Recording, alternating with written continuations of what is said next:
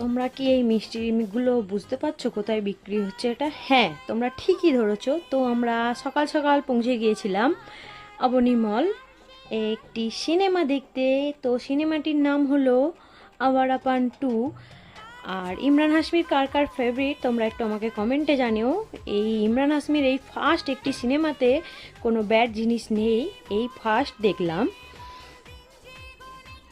তো আমরা একটু খাওয়া দাওয়া ওর মাঝখানে করেছিলাম।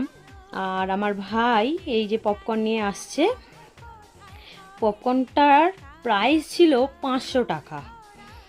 আর তারপর ওখান থেকে বেরিয়ে, সিনেমা শেষ হবার পর বেরিয়ে আরও কিছু খাওয়া দাওয়া করলাম। তো এই যে চিলি রাইস অর্ডার করেছিলাম, বাদ বাকি আমরা পিৎজা খেয়েছিলাম, পিৎজার ছবিটা নেওয়া হয়নি। আইসক্রিম খেয়েছি আর কিছু জামা কাপড় কেনাকাটা করলাম ওখান থেকে। খুবই বৃষ্টি বাদলের দিনে তোমরাও যদি না কোথায় ঘুরতে যেতে পারো তো শর্টকাট ভেবে অবনী মল চলে যাও, সিনেমাটাও দেখে